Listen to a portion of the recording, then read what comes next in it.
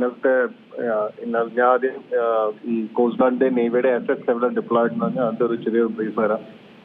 ഇന്നലെ അതിന് സൂറത്ത് വന്ന ഷിപ്പ് റെസ്ക്യൂഡ് ക്രൂവിനെ മാംഗ്ലൂരിൽ എത്തിച്ച് ഷിപ്പ് ഏജൻസിനെ ഹാൻഡ് ഓവർ ചെയ്തിട്ട് ഇന്ന് രാവിലെ അവർ വീണ്ടും സീൻ ഓഫ് ഇൻസിഡന്റ് അറ്റ് സീയിലോട്ട് ഫുൾ സ്പീഡ് വരും. സത്ലജ് ഷിപ്പ് ഇപ്പോഴും അവിടെ ഏരിയയിലുണ്ട്. കോസ്റ്റ് ഗാർഡിന്റെ 2 ഷിപ്പ് സച്ചേറ്റവും സമുദ്രപ്രേരി ഇന്നലെ ഫുൾ നൈറ്റ് കോംപ്ലക്സ് മാനൂവർ ചെയ്തിട്ട് ഷിപ്പിന്റെ ഒരു ഡിസ്റ്റൻസിൽ ഒരു കാൽക്കുലേറ്റർ റിസ്ക് എടുത്തിട്ട് ആ ഒരു ഡിസ്റ്റൻസ് മെയിൻറ്റെയിൻ ചെയ്തിട്ട് ഫയർ ഫൈറ്റിംഗ് ഉള്ള പ്രൊസീജിയർ സ്റ്റാർട്ട് ചെയ്തു.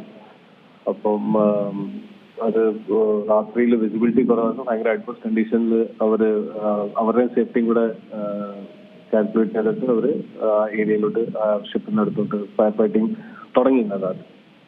പിന്നെ ഇന്ന് സമർത്ത് പറഞ്ഞ ഷിപ്പ് ഈ കമ്പനി ഒരു സാൽവേജ് മാസ്റ്ററിനെ അപ്പോയിന്റ് ചെയ്തിട്ടുണ്ട്. സാൽവേജ് മാസ്റ്ററിനെ കൊണ്ട് ഈ ഇൻഷുറൻസ് സ്ഥലത്തോട്ട് പോയിട്ടുണ്ട്. ഇതുകൂടാതെ രാവിലെ കോസ്റ്റ് ഗാർഡിന്റെയും ഇന്ത്യൻ നേവിയുടെയും ഡോണിയർ ഫ്ലൈ ചെയ്തിട്ടുണ്ട് ഏരിയൽ സർവൈലൻസിന് വേണ്ടി, ഒരു അനലൈസ് ചെയ്യാൻ വേണ്ടി എന്തോ അവിടുത്തെ സ്റ്റേറ്റ്. ആ വന്ന എയർക്രാഫ്റ്റ് തിരിച്ചു വന്നാൽ നമുക്ക് കൂടുതൽ ക്ലാരിറ്റി ഉണ്ടാകത്തുള്ളൂ അവിടെ സ്റ്റേറ്റ് എങ്ങനെയാണെന്ന്. ഏറ്റവും പുതിയ വാർത്തകളും വിശേഷങ്ങളും വിരൽത്തുമ്പിലറിയാൻ സീ മലയാളം ന്യൂസ് എല്ലാ ഡിജിറ്റൽ പ്ലാറ്റ്ഫോമുകളിലും ലഭ്യം.